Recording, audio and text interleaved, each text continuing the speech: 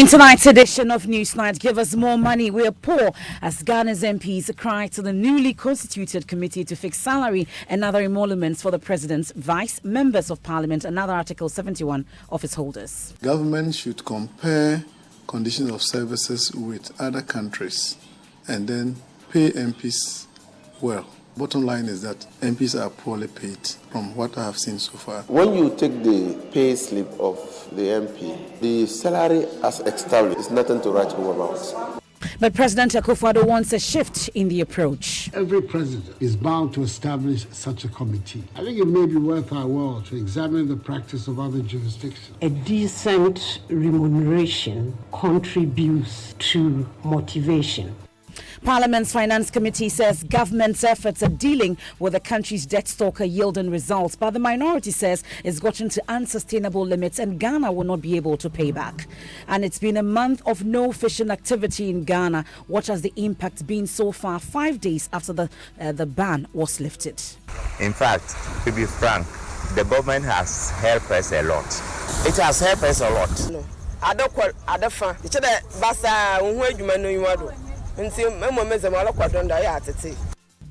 And in business, the National Petroleum Authority justifies reintroduction with stabilization and recovery levy on petroleum products. Later in sports, we get reactions as Ash Gold beat Asante Kodoko 3-1 to set up an NC Special Contingent Tier 2 finale against Nzema Kotoko.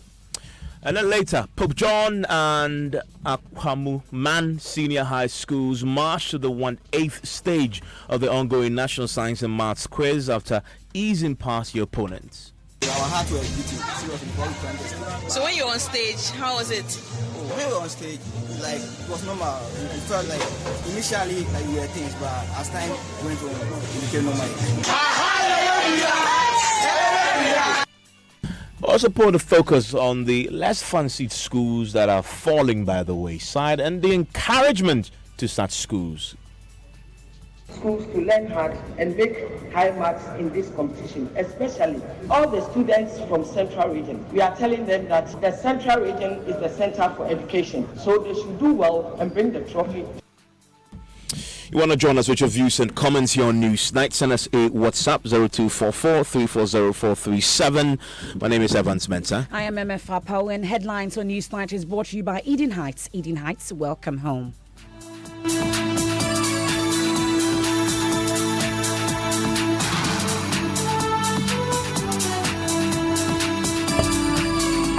And Newsnight is brought to you by Puma Card from Puma Energy, cash-free convenience. Let's go to Parliament now, where President Akufo-Addo last night performed the constitutional ritual of constituting a committee to review the emoluments of Article 71 class of public sector workers. What is setting is that the outcome will lead to an upward review of salaries for the president himself, the vice president, members of parliament, and other appointees, state officials under that particular class of officials, Article 71. Now, the last review done in 2016 saw a 10% increase in salaries, which, however, took effect from 2013. That's a huge backdated pay. Now, the development saw an enhanced salary for the privileged class, and we will soon break it down for you. Now, President Akufo-Addo, however, wants the mode of determining the emoluments, looked at again. He wants a constitutional amendment to that particular clause. Hear him explain that yesterday. The terms of reference of the committee are twofold. One, to make recommendations in respect of emoluments and other privileges for Article 71 office holders, as specified under the Constitution. And two, to examine any other relevant matter which the committee deems appropriate to its work. It appears that every president is bound to establish such a committee. I think it may be worth our while to examine the practice of other jurisdictions, for example, the American one, where the principles are established and automatically adjusted according to certain objective criteria. This may well be an issue for further constitutional debate and decision. Meanwhile, it is important to bring to the table the work of previous committees, namely those led by Miranda Greenstreet, Mary Chinwe Hesse, Ishmael Yamson, Marian Irama Adi, and Francisca Edubuando in the conduct of your work to be able to establish consistencies. The task ahead of you is a challenging one. Okay, so that's the president explaining what he wants to happen. But MFA, we've heard that MPs are already making their pitch to the committee saying, listen, we are poorly paid. Consider a more significant increase in the salary when you finish the work. And there's some very interesting names as part of that committee. So we have the chairman or the chairperson of the committee is the former pro-vice chancellor of the University of Ghana, Professor Ya Intiamwa Beidu. Other members include former majority leader Abraham Oseyedu, the chief executive officer of the Fair Wages Commission, Dr. Edward Kwapong, UNDP technical advisor to the local government minister, Dr. Eric Odrosai, and former managing director of Danwood Life Insurance, Mrs. Stella Segbow. The chairperson assures the committee will decide on appropriate remuneration for the class. We are all very much aware of the huge and ambitious agenda that you've outlined and you are pursuing to move Ghana forward. And I believe that to deliver on such an agenda, you do need people who are highly committed, dedicated, enthusiastic, and motivated on your team. Now, I appreciate that people in high positions may be motivated simply by the joy of having the opportunity and privilege to serve one's country. But at the same time, I believe that a decent remuneration contributes to motivation. The fact that people will share in your vision and will be willing to put in the long hours required to achieve their goals. And in my opinion, this is what makes the work of this committee very important. My colleagues and I will invest the time and the energy to ensure that we can give you recommendations that you and Parliament may adopt in order to get the best out of your team. So you have there Professor Ya Intiamwa Beidu. She's the chairperson of this particular committee. Now let's get down to it. You may be aware that the last time this similar exercise was done, it was during the John Mahama's administration. The current salary structure was recommended by the Professor Dora Francisca Edubuandua Committee. So what are the details? Presidential correspondent Elton Brobe joins us in studio for more. First, give us a breakdown of these Article 71 office holders, the composition. So first on the list is President, the Vice President, Chief Justice, Speaker of Parliament, Cabinet Minister MP, Cabinet Minister non-MP, Minister of State MP, Minister of State non-MP, Regional Minister MP, Regional Minister non-MP, Deputy Minister, Deputy Regional Minister, Deputy Chairman of the Council of State, members of the Council of State, Chief Justice, Supreme Court judges, Appeal Court judges, and High Court judges. So at the end of it all, they had a recommendation from that last committee. Who ends what? So let me start from the president, and in this case, we are talking about the former President John Mahama, what he worked home with. The reports, recommended retirement benefits such as state provided staff not exceeding 4 and a furnished up-to-date office and communication equipment. He also received 40% of his salary to be paid monthly. Staff support consisting of a cook, steward, and gardener. For security, the state will provide 2 security persons to be chosen by the former president, and from the state security, 2 vehicles for the security. For transport, you'll be given 2 vehicles, maintained and comprehensively insured by the state and changed every 4 years. For overseas official trips, the state will fully pay for all of his trips with his wife and 2 security persons. The report also indicated that the state will sponsor only 2 of such travel per year, and those not exceeding 2 tickets in duration. The outgoing president and his spouse would also be entitled to free medical care. Other benefits included payment of utilities at his residence. Now, here's what happened. The president, before the recommendation, was earning 15,000 Ghana cedis. Now, after the recommendation, it took the salary to 20,000 Ghana. So they added 5,000 cedis to Yeah, it. exactly. The vice president also is paid 20,529. Chief Justice 17,000. Speaker of Parliament 17,791. Cabinet Minister. So this is how much they earn now. This is how much they earn under the current dispensation. And the cabinet minister, who is also an MP, earns 16,000. Cabinet minister, who is not an MP, earns 16,000. But the difference is what comes up 423 against 195. A minister of state, who is an MP, earns 15,967. A minister of state who is not an MP earns 15,739. We have regional minister 15,000, deputy 15,000, but the difference is what comes afterwards. And member of parliament from the leadership from 16,000 up to an honorary member of parliament earning 13,000. The speaker of parliament, I said earlier on, 17,791. So this is what comes with it. But and all this is going to be reviewed by the new committee. And this is just the salary. There are other benefits as well.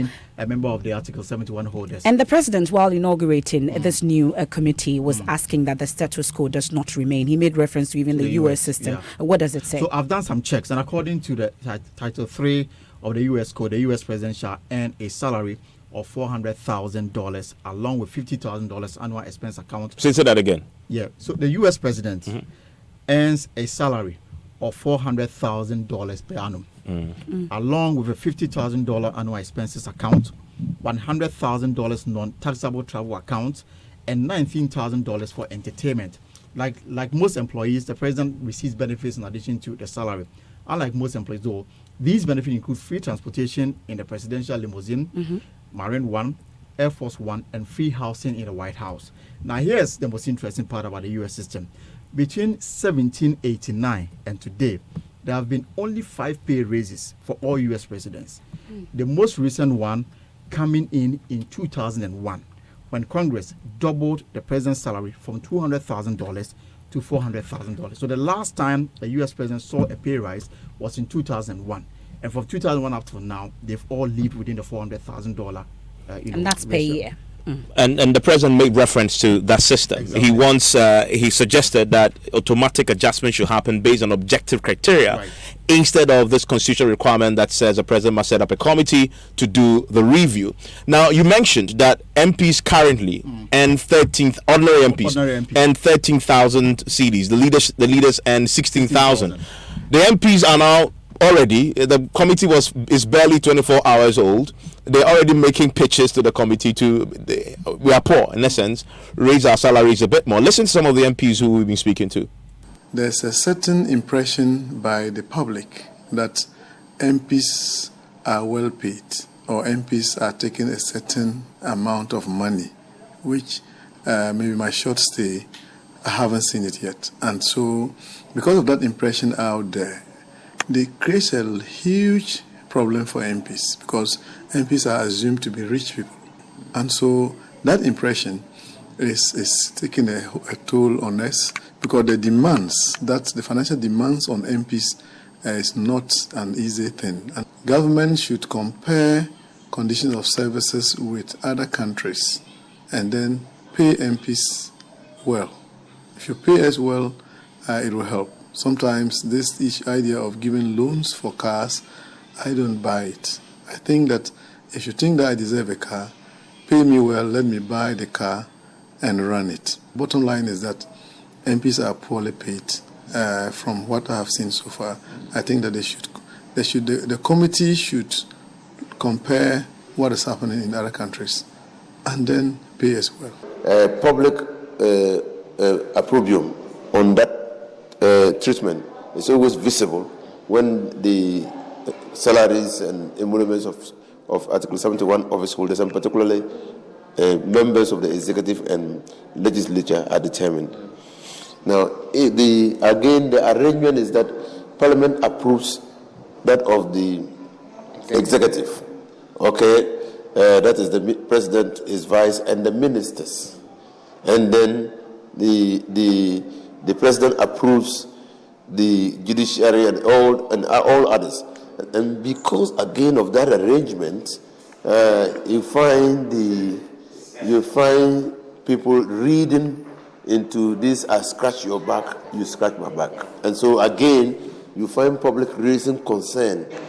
One, that because the report comes at the end of the tenure of the president's committee might indicate allowances that are immensely favorable to the president. And to be able to get that to pass, the president might also have to extend the same favors to the executive to the legislature, so that the legislature can pass his, and then he also passes that of the executive. So that for you, maybe that independent, separate body to look at it, maybe to take off this suspicion that there is some unwritten alliance or a giant conspiracy between the legislature and the executive. One, to scratch each other's back. Two, by default, the committee finishing its work at the end of the tenure of the president. Three, the fact that Ghanaians and even the succeeding parliament will have no opportunity to review whatever have been given to the president. And then the incoming president might not be able, because the matter would have been consummated before he assumes office. And then that president, the incoming president, is not held accountable for what it has done for the executive. Can always transfer the responsibility of having fixed those salaries to the outgoing president. Ghanaians think that there must be some permanency in the institution that establishes the salaries and emoluments of Article 71 office holders. So then, just maybe. That is Inus Ofuseni there. His suggestions seem to agree with that of the president as well. Joining us on the line right now is the head of the economics department of the University of Ghana, Professor William Barboating, who also served on the last committee that recommended the current emoluments. I'm grateful, Prof, for your time here on Newsnight. Apologies that you've been on the line for a while. We had the president suggest a few minutes ago that his suggestion was that we should have automatic adjustments based on an objective criteria. We're back at it again. Is that a great suggestion that you'll back? Well, before I comment on that, let me make a correction. I think you read some figures that's supposed to be how much members of the 71 office holders were supposed to receive. But the correction is that the committee makes recommendation to the president. So it can be reviewed. Therefore, what you read may not necessarily be how much office holders are receiving now. So the figure that you read were the recommendations made by the committee, which might have been reviewed. So I just want to correct that. When coming to your question, I think the president's statement re-echoes one of the recommendations that our committee made, that every 4 years setting up the committee is not the best. And I'm very happy that something that we recommended has been echoed by the president. But let me say that I think pay system in Ghana needs more like a review, a whole overhaul. Because where I sit, there are 4 different types of pay systems in Ghana. And therefore, it creates some kind of inter and intra inequities and inequalities in pay system. For example, we have public service workers who are on single spine. Then we have some people on statutory and quasi-state institutions like the Bank of Ghana, like SNIT, like GRA, like Cocoa Board. They are also on a different tangent. Then we have others like armed forces and so on. They are also on another tangent. Then we have Article 71 office holders. And these group of people are all public sector workers.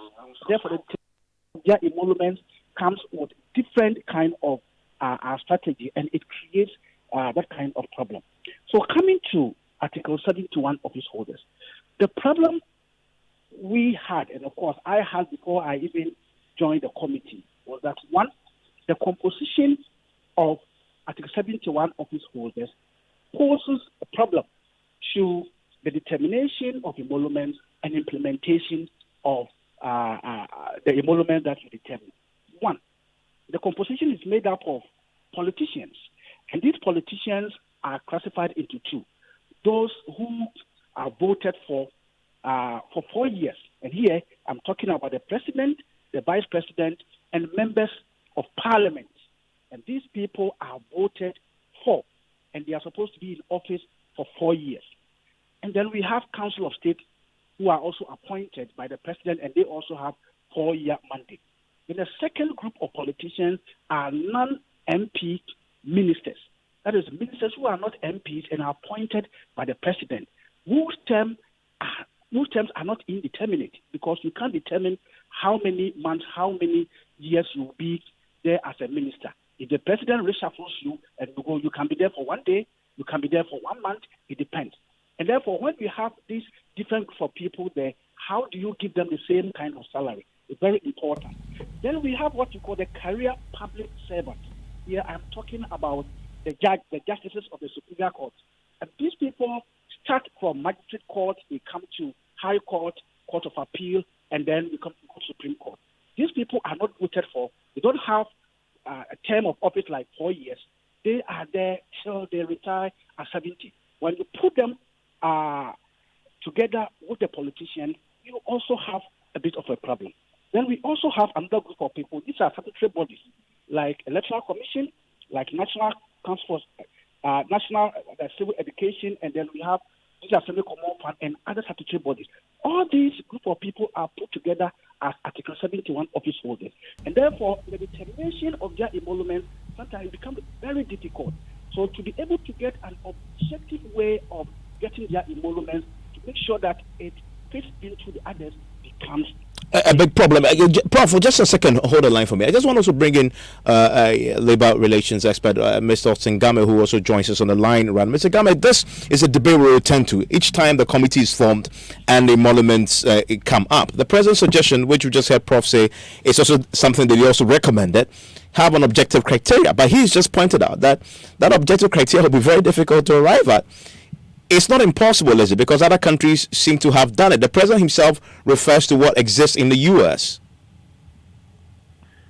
Thank you. I think indeed I agree to a large extent with the president. It's a very difficult business. I've been involved in these committees for some time, right from the inception of the First Republic. And it's a very tough and difficult situation. So there will have to be some differentiation. Like I heard Prof. Rightly said, we have to segregate the people into maybe two main categories.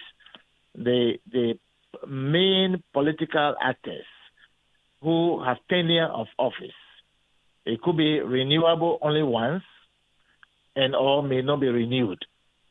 That is the president, the vice president in particular, and that of MPs could be for a long time. But even that, once your 4-year tenure is over, you are returning as if you are virtually in class 1 again. That is what it means. Then you have the other people who are political office holders, but who are not either elected into office but are players in the game, and therefore can be out of office within 1 month, within 2 months or 3 months.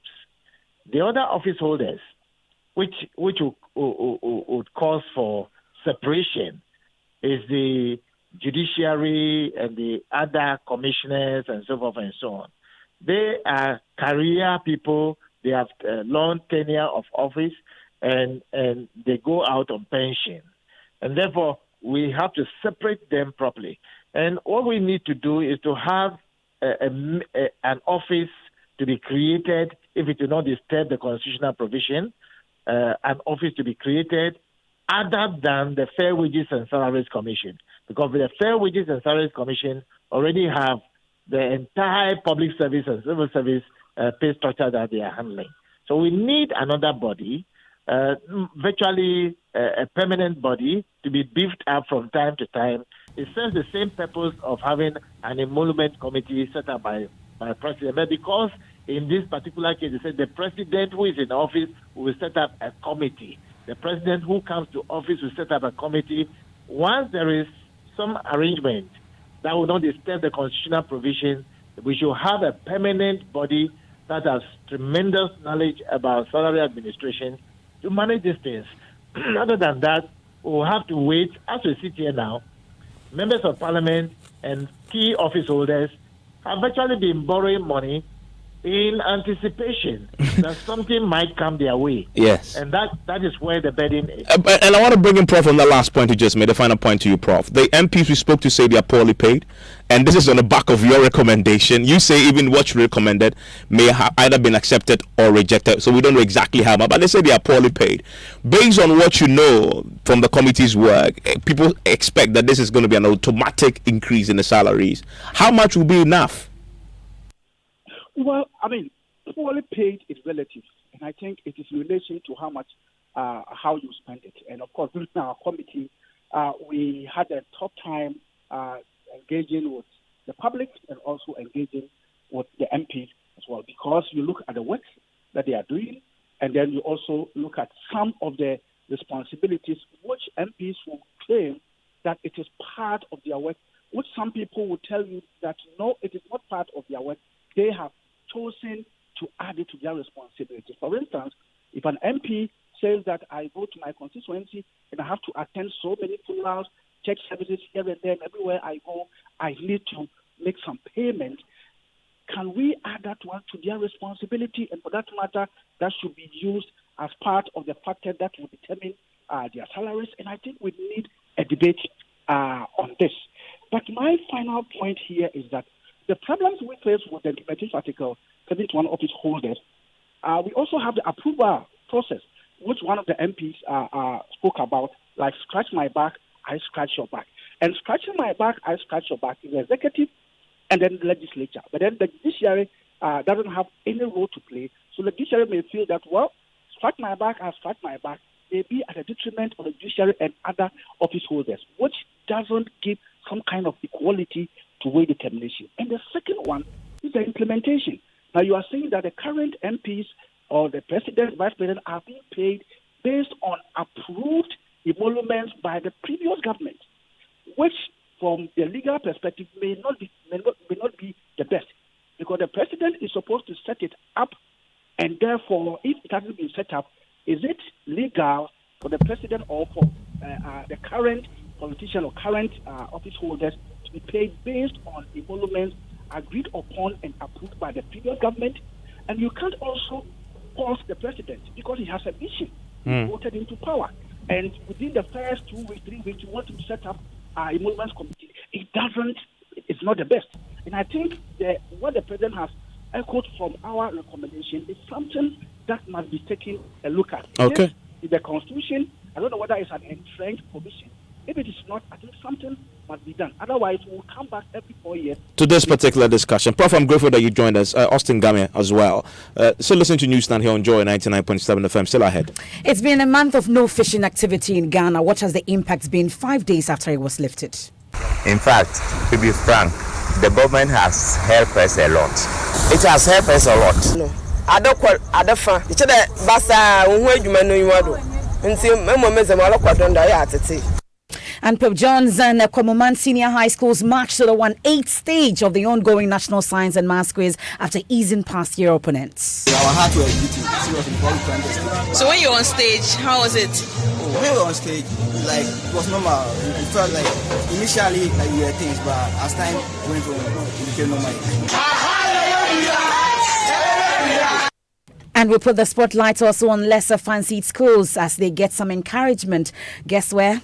It's from Parliament. Schools to learn hard and make high marks in this competition, especially all the students from Central Region. We are telling them that the Central Region is the center for education, so they should do well and bring the trophy.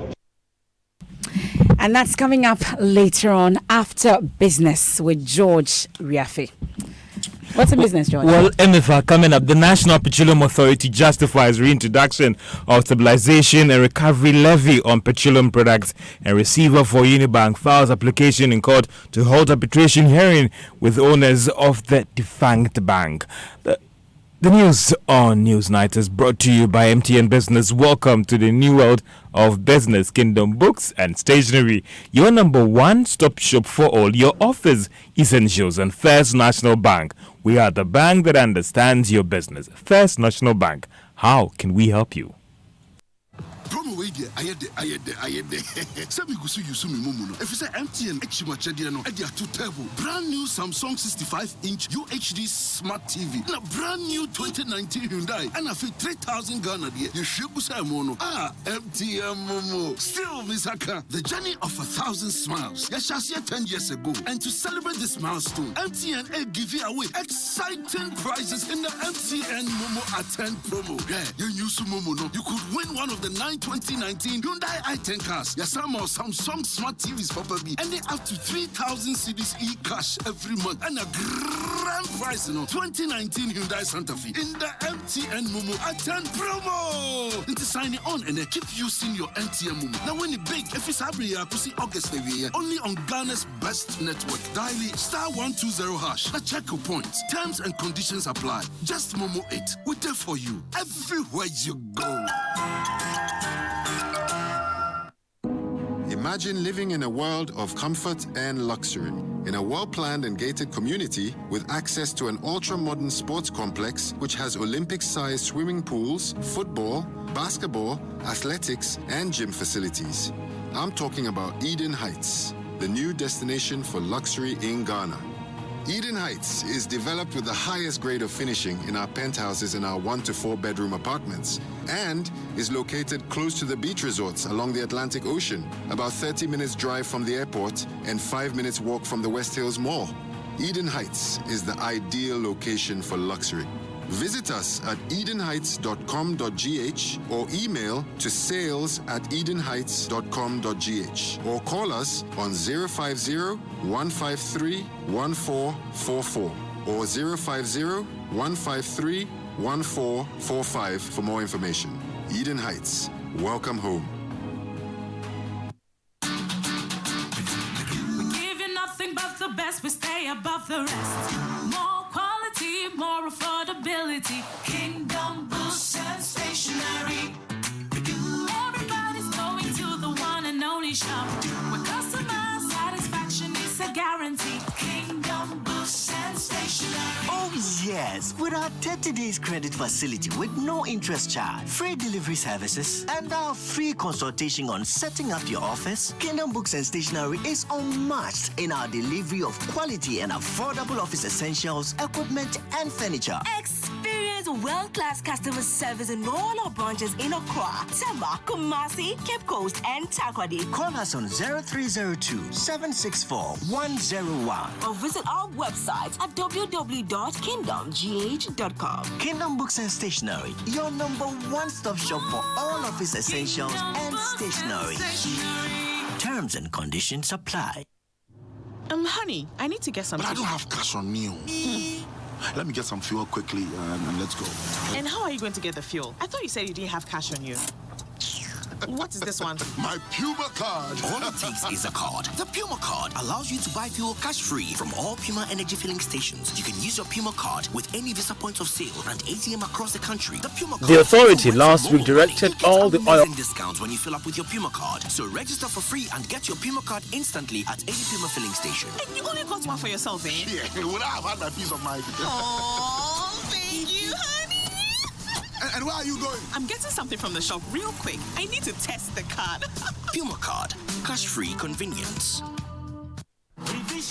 The Electoral Commission will undertake a revision of the voters' register in all the district offices of the Electoral Commission from Monday, 17th June 2019 to Sunday, 7th July 2019 between the hours of 7 a.m. to 6 p.m. each day and including Saturdays and Sundays during the registration. The objective of the registration is to afford Ghanaians who have attained the age of 18 years and others who are more than 18 years but for various reasons could not register during the previous registration to do so. A person qualifies to register as a voter if he or she is a Ghanaian of a sound mind who has attained 18 years and is a resident or an ordinary resident in an electoral area where he or she would like to vote. There will be additional registration centers in difficult to access electoral areas. The public should contact their district and regional offices to help them to locate the registration centers. A person who is qualified to register but whose name is not already on the register will be required to show proof of eligibility by submitting any of the following documents: a Ghanaian passport, national ID card or the Ghana card, driver's license or an old voter's ID card. Applicants who do not have any of the identification documents listed above are required to find two people who are already registered voters to complete documents to guarantee their registration. Remember, the limited voters registration will begin from Monday, 17th June 2019 to Sunday, 7th July 2019 between the hours of 7 a.m. to 6 p.m. each day. Register to vote. Your vote is your power. Register to vote. Joy 99.7 FM. Welcome back to Business on Newsnight. Now, the National Petroleum Authority has justified a decision to reintroduce the stabilization and recovery levy on petroleum products. There is more on the reasons by the authority in the following Business Desk report. The authority last week directed all the oil marketing firms to reintroduce a levy on the price build-up of petroleum products.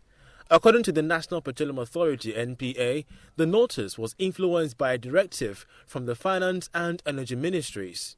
The application of the levy is based on an established principle which seeks to insulate consumers against rising prices of petroleum products. Some industry players have, however, questioned the rationale behind the application of this levy at a time that concerns have been raised about the level of taxes on the petroleum products. But sources close to the authority say the reintroduction of these levies are crucial because without this, there wouldn't be funds available to subsidize premix fuel and residual fuel oil, which are used by low-income earners. The source argues that it has strategically applied this levy to ensure that it does not negatively affect consumers.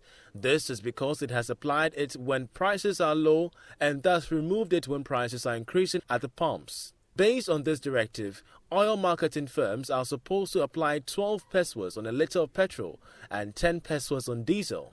The oil marketing companies have argued that had it not been for these levies, they could have significantly reduced prices at the pumps this week, in line with the about 8% projected by Joy Business. According to the Energy Sector Act, the Stabilization and Recovery Levy is used as a major source of subsidizing the various products, especially for premix fuel and residual fuel. And that was a Business Desk report. And the receiver appointed by Bank of Ghana to liquidate Unibank has filed an application in court to hold an arbitration hearing with shareholders of the bank. The application filed by lawyers for the receiver, that is Niamano Dodo of accounting firm KPMG, is asking the court to also make a determination on the previous ruling, which actually directed the case for arbitration. Joy Business is learning the application was filed yesterday. Now, this should mean that the expected hearing that should have happened today might not come on. The Accra High Court, presided over by Justice Jennifer Dadzi, referred the matter to court after owners of Unibank sought to challenge the Bank of Ghana's liquidation of their institution.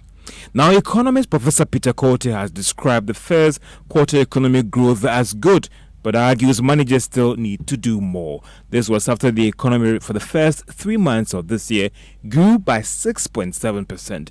The growth was influenced by some significant expansion of the industry sector, fueled by activities from the oil production. Professor Korte tells Joy Business government must also focus on areas that would impact on the broader lives of Ghanaians. We don't want to suffer from the Dutch disease problem where we focus more on one sector at the expense of the other, because that can be quite disappointing or can be troublesome sometimes. When oil prices go down, like it happened in Nigeria in 2016, you have an economic slowdown and economic stagnation. You don't want that. You want to diversify your economy so that when oil prices or one sector is not performing, quickly you adjust and then you're able to cope very well. We're likely to meet growth targets. If there's going to be any shortfall at all, it shouldn't be. It should be very marginal. I think we should. But it's not just, we know oil is going to grow, given the trends we are seeing.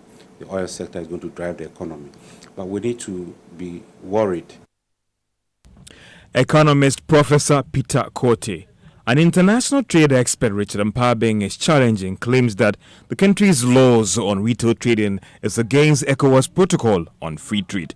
Now, this follows suggestions that the country's laws on petty trading does not conform with ECOWAS' aim to promote free trade and movement of persons within the region. This was after some traders at the Swami Magazine market in Kumasi moved to ensure the Nigerians trading in that area are actually sacked. But Mr. Mpabing says that he doesn't think that the laws are conflicting with ECOWAS protocols. It doesn't affect our free trade with ECOWAS as spelled out in the ECOWAS protocols. Otherwise, you ask me, our free trade with EU that's African, that's ECOWAS free trade agreement with EU. Has it also, does that mean that the Europeans can also come here and do petty trading? Definitely no. So we don't have to compare apples and oranges. Richard Mpabeng is an international trade expert. Now, beverage firm Casapreco is asking government to quickly step in and deal with the current impasse between Ghanaian traders and their Nigerian counterparts. According to the company, this issue, if not resolved, could go a long way to affect their operations in Nigeria. Managing Director of Casapreco, Richard Ajay, disclosed this to Joy Business at the commissioning of the company's 400 kilowatt solar energy plant located at the Spinters Road branch. Certainly, I think we all know what is going on between the US and China with their trade wars. So if Ghana and Nigeria is also going to follow these trade wars, it will certainly affect our product if it escalates. And we hope that it doesn't. For us, I'll say that we cannot do much, but we just have to keep encouraging the government agencies to do their portion to encourage trade between the two countries, and not even just between the two countries, the West African countries as a whole. And I know there are some plans in place to even look at doing an African-wide trade policy. We would certainly continue to encourage that. The solar plant is actually installed by a private firm, Inglade Company, and is Ghana's first PPP finance solar plant for a commercial customer. Casapreco is hopeful that the prices of its products could be reduced in the future as a result of this. Now, global boss of financial messaging system SWIFT, Alan Reyes, is promising of robust systems to deal with cyber attacks across their systems worldwide. Now, this follows calls by President Akufo-Addo that rising rates of cyber attacks could affect confidence in the financial system. But speaking to Joy Business on the sidelines of the SWIFT conference in Accra, Chief Executive of Alan Reyes says they are working hard to improve on the situation and make their system very robust. SWIFT has always been at the forefront of this. Actually, when I got into the company 29 years ago, I was already being told that security was the major pillar of what we were doing. It's still today, and SWIFT is actually even more investing nowadays to making sure that all the participants that we have in the world, the 11,000 participants we have, are actually implementing the best cyber defense to making sure that altogether we are a lot more robust against cyber criminals. And I would believe that that will certainly participate to the trustful environment that the President was talking about. Now, SWIFT provides a secure network that allows more than 10,000 financial institutions in 212 different countries to send and receive information about financial transactions to their parties and clients. Now, as part of efforts to improve financial inclusion, government through the Ministry of Finance has awarded fintechs totaling $530,000 to actually develop innovative remittance products at a relatively cheaper cost. The award comes under the Remittance Grant Facility Agreement by a government of Ghanaians and the Swiss government to help improve the transfer of remittances to the country. Director of Financial Services, Samson Agliko, has been speaking to Joy Business. With respect to this project, if the cost of sending those remittances back home is expensive, there are two things that will happen. It will be a disincentive for the people who are taking the money from maybe the UK or the US to Ghana.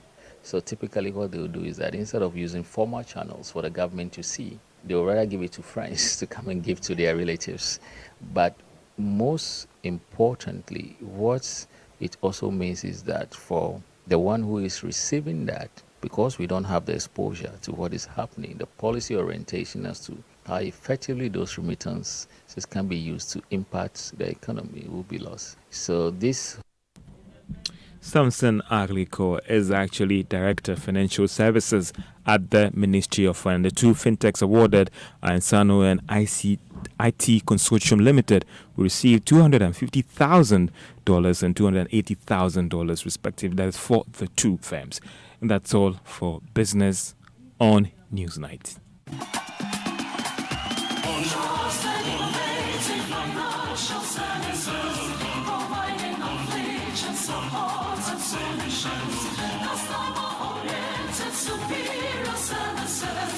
Success of our show. Trusted, innovative financial services, providing inflation support and solutions. Customer-oriented, superior services. Your success of our show.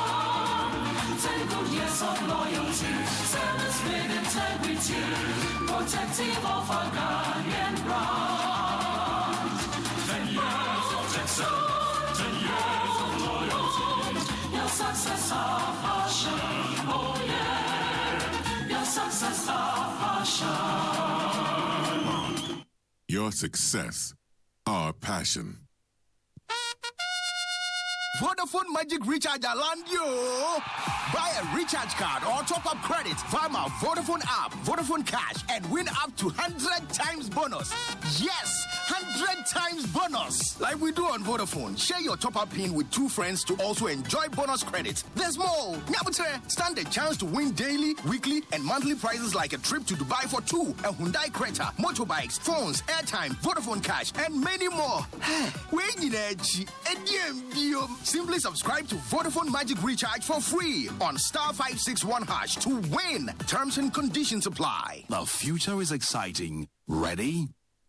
Thank you, folks. On my A list today, show some love for Contractor EB.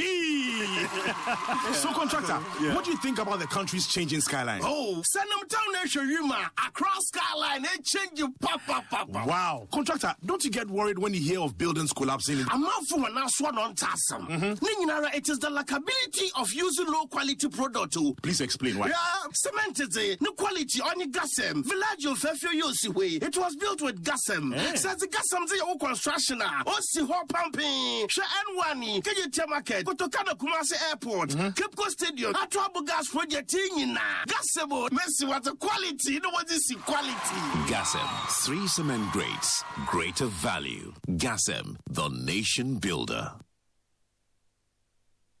And you're so live here on Newsnight. It's on Joy 99.7 FM, and Hans Mensah Andor is just joining us with sports. Hans.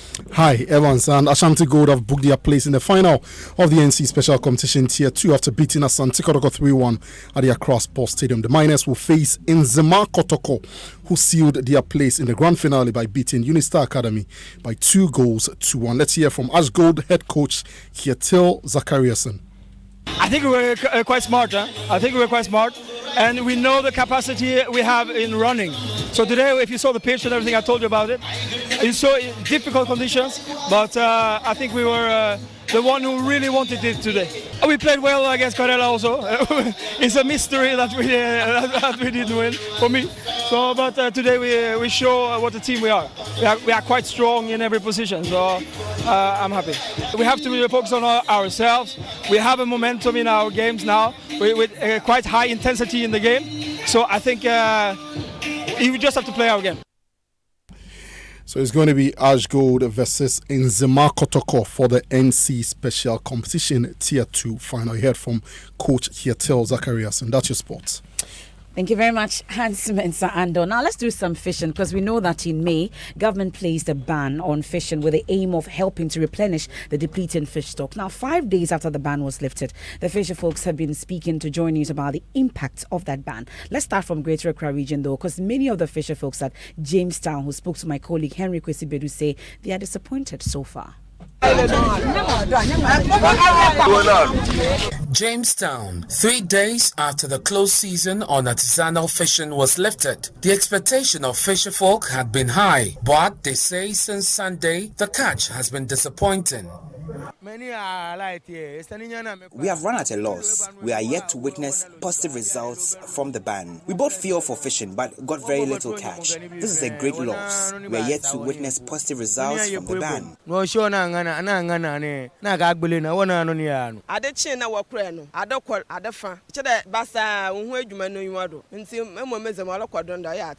Since Sunday, our catch has not been impressive. The industrial trawlers are also contributing to the massive depletion of the fish stock.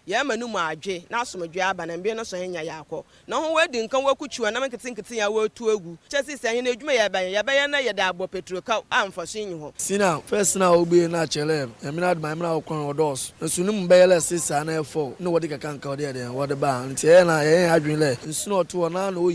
catch has been bad. Another one I had. I say, Bonu, and lay and go upon ocean, pay party saying, on over 2 hours to you, and go upon no control. We will resist further plan ban by the government and the ministry. The same trouble to me. And again, you better get a so Now let's head to the central region, and my colleague Richard Kujonyako has been interacting with the fisher folks there as well at Elmina and some other places, and he joins us on the line. So Richard, what does your check reveal? Hello, Richard Kujonyako. It appears we can hear Richard Kujonyako, but he earlier interacted with the fisher folks there. We can listen.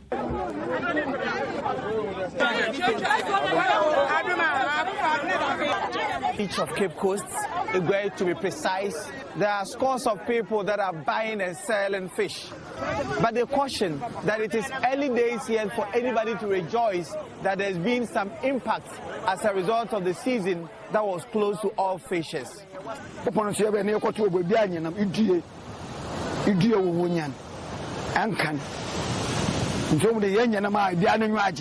It's been good on the first day. We thank God the season has been open. At least today we've got some good catch. We pray it continues. Some of the fishermen that went to sea got some good catch. We are yet to see the kind of fish that we need to see that will prove to us that indeed we have had an impact.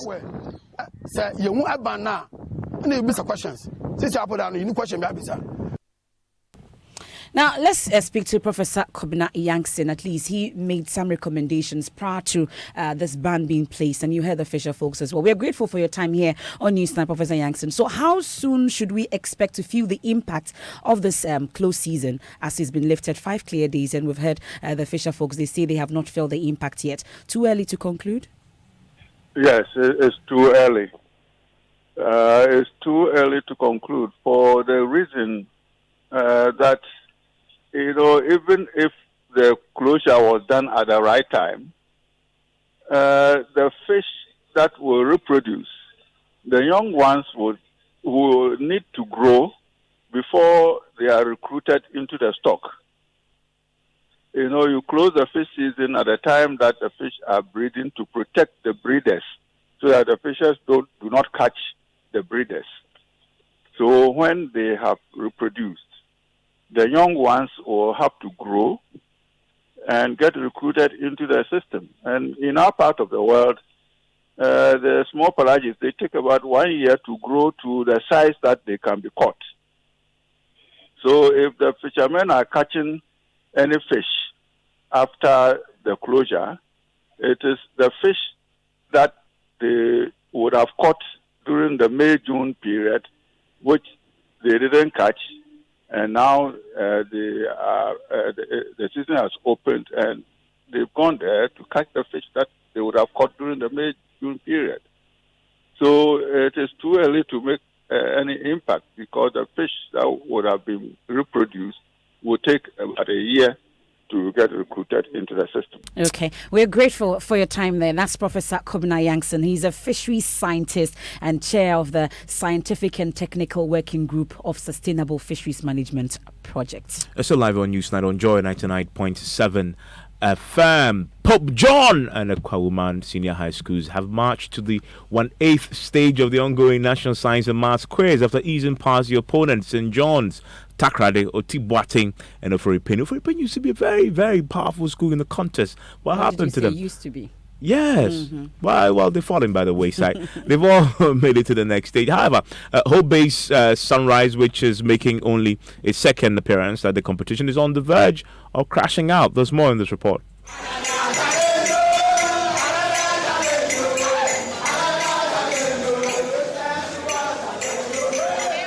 Charged students and old students of Sunrise Senior High School from the Volta region ahead of their contest earlier today. The celebration was, however, short-lived after they were trounced by Pope John Senior High School. At the end of the contest, one-time champions Pope John scored 57 points, with Sunrise only able to obtain 27 points. But despite a convincing performance, the boys from Pope John Senior High School are managing expectations. In the other contest, Akumuman Senior High School beat Drobo Senior High School and Ghana Senior High School Tamale to qualify for the next stage of the competition on 44 points. Expectedly, the students were on cloud 9. Here are some of them. During the makeup time, those guys were like, we win and all that, so it was like there was some tension on that girl. We actually don't know what it is because we've never met them before. We don't know how they do their thing.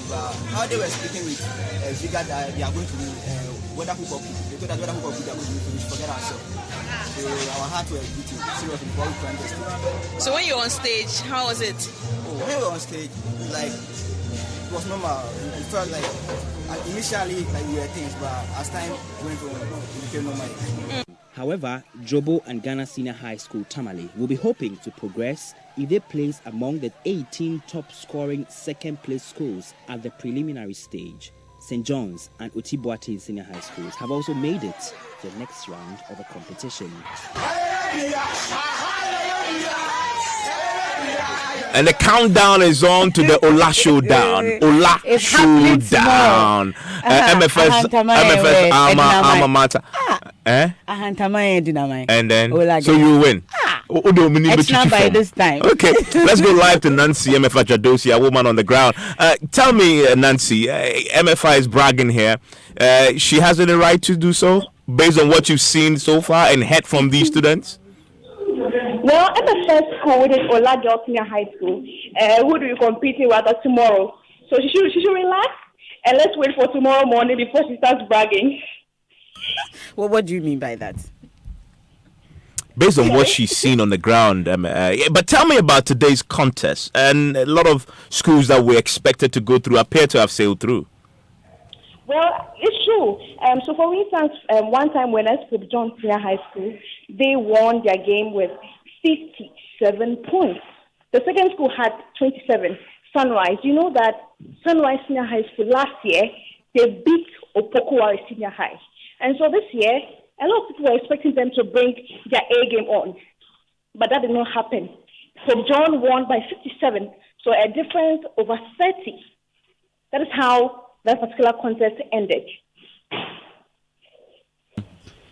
Well, as you can imagine, MFA, we're waiting to see what happens tomorrow, whether this trend continues with the schools expected to go through. We're expecting Ola to go through tomorrow. And so, yeah, I mean, if there's an upset, well, I like the giant slaying. So that will be interesting. And the members of parliament seem to have caught the fever as well. Exactly. They've been encouraging the lesser fancied schools. Schools to learn hard and make high marks in this competition, especially all the students from Central Region. We are telling them that the Central Region is the center for education, so they should do well and bring the trophy to the Central Region. The national level, but they should go down up to the schools and even the primary schools. Mr. Speaker, one of the greatest problems why we lag behind in math and English is the issue of poor starting standards, where we realize that math and English is only taught mostly and competed for when the children get to either senior high school or at some part of the junior high school. And that's it for tonight's edition of News Night. And Enimwa is leading the strong and sassy team. And what are we talking about this evening? So, Arafa, it's the middle of the year. So, we're discussing the lessons that you've learned so far in 2019. It's kind of like a mid-year, review of how it's gone, experiences, what you've learned. So, it's what have you learned?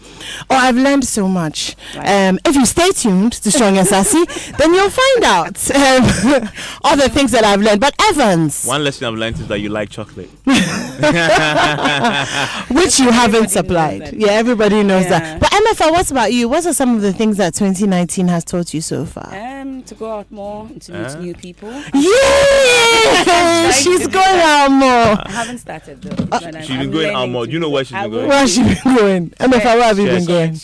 Church is a good place to go. Yeah, right. Church is a good place. So stay tuned. Anymore, Animado, and the strong and sassy team are coming yes, up ma'am. next. I am MFA Pau. My name is Evans Spence. Enjoy the rest of the evening.